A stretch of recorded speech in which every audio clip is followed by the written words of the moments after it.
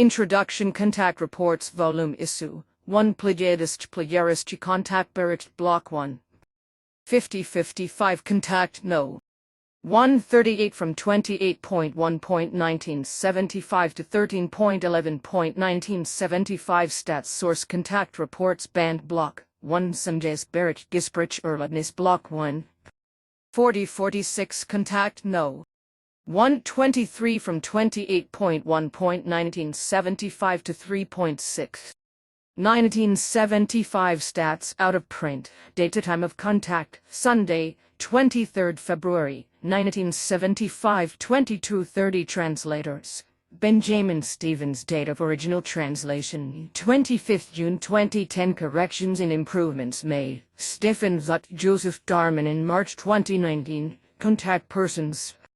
Semjase. Synopsis. Semjase continues to explain more to Billy, and he gets her laughing.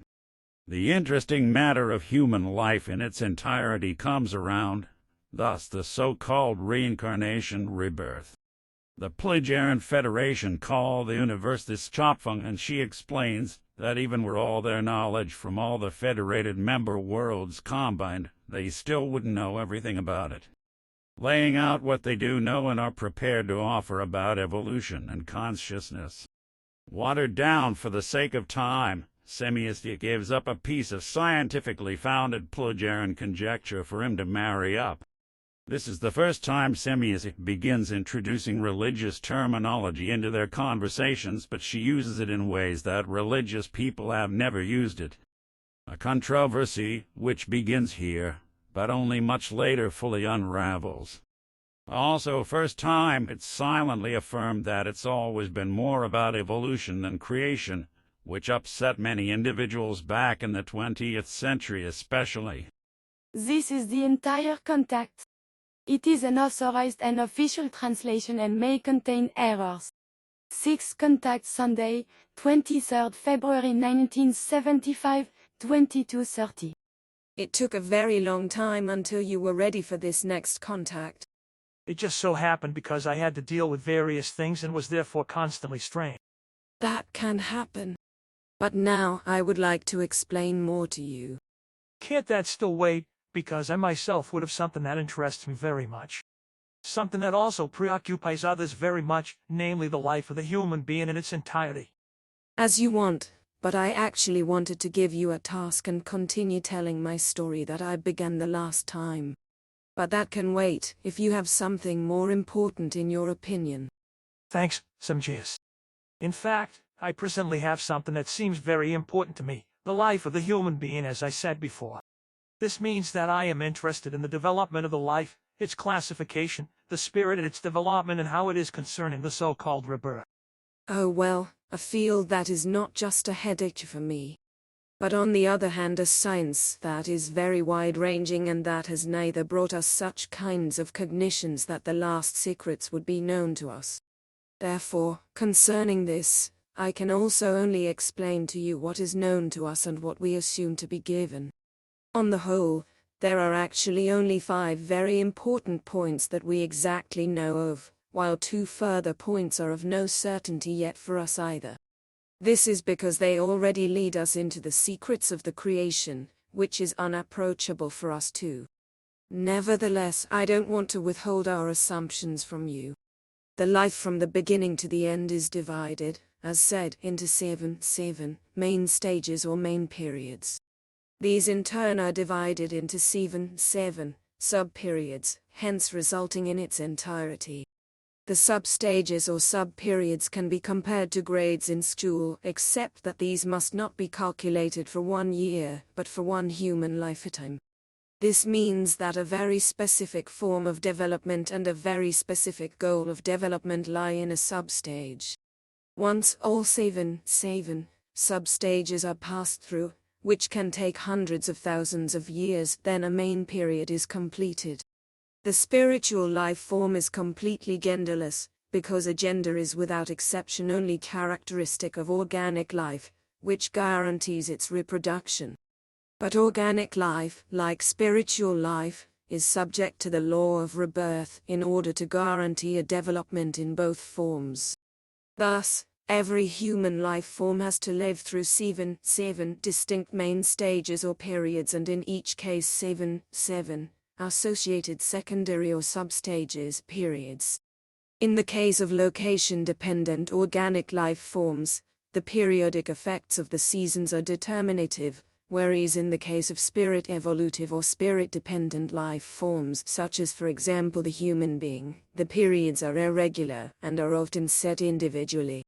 They therefore do not fall under a very distinct cycle like plants and so on. A rebirth of the spirit-dependent human being after his or her death of the body can therefore already reoccur after fractions of a second, or however only after decades, centuries, millennia, or after hundreds of thousands of years.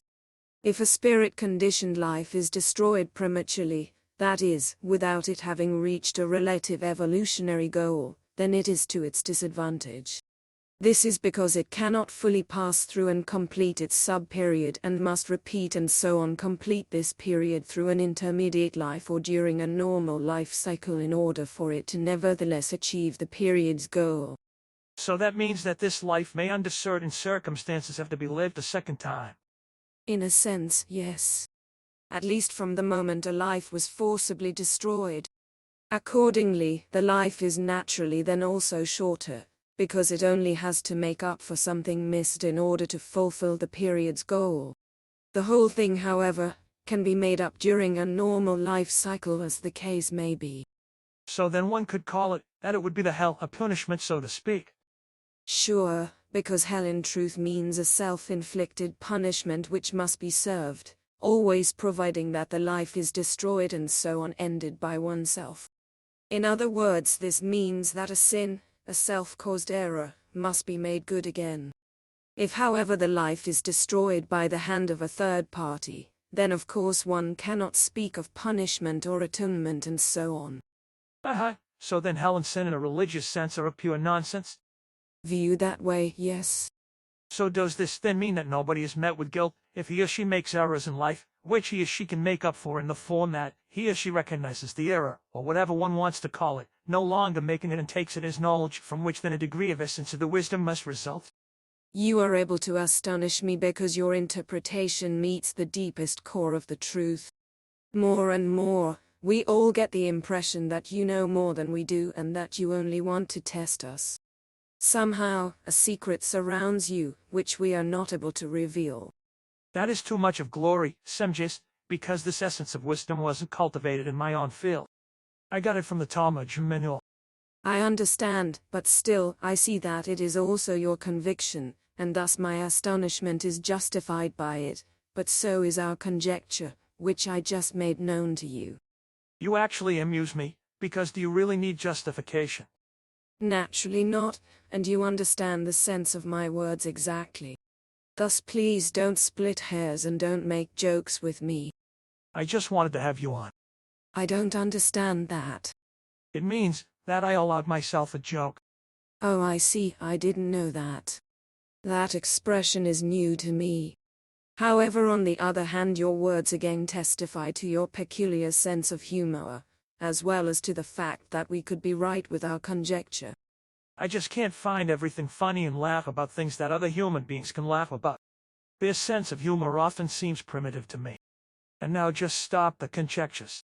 Laughing, that is known to me very well, and I have often enjoyed your peculiar sense of humor. Well, let's leave the conjectures aside in the future. Let's let time do its work. That's all I needed. Was there no other way? Laughing again. I also like to laugh. That makes me happy. But now we have strayed from our conversation. You're right, because I still have to explain a few things regarding your question. The 7 main stages or main periods each represent one full period with in turn their 7-fold subdivisions. You would say that this would be one semester. Therefore, in your sense this would be called a semester life, during which 7 different subjects have to be completed. I want to explain this to you schematically. 1. Primary life. 1. Primary development of the intellect and the consciousness. 2. Primary intellectual and consciousness-based thinking. 3. Primary intellect-based thinking. 4. Primary use of intellect and consciousness power. 5. Primary intellectual actions. 6. Primary willful thinking and acting. 7. Intellectual conduct of the life. Life forms in these stages are designated by already rationality endowed beings as mentally ill in consciousness, as idiots and so on, whose consciousness and intellect, however, are in reality simply not yet developed in knowledge-based terms. New spirit, who has to first form itself through learning and experience and so on. 2. Rationality-based life. 1. Primary development of rationality. 2. Effective realization of the rationality and its use. 3. Primary recognition and acknowledgement of higher influences. 4. Belief in higher influences without having knowledge. 5. Belief in higher powers, deluded belief, fear of evil, veneration of what is good and so on and so on. Germination time for religions and so on. Present stage of the average earth human. 6. Primary recognition of the real reality. Stage of knowledge-based development. Research. First spiritual cognitions and their use, spiritual healing, telepathy, and so on and so on. 7. Primary development of knowledge and essence of wisdom. 3. Intellect-based life. 1. High-level development of the intellect. High technology. Second use of spiritual power with first cognitions. Primary procreation of life forms. Present stage of the educated earth human, scientists, and so on. 2. Realization and use of knowledge, truth and essence of wisdom. Slow reduction of belief assumptions.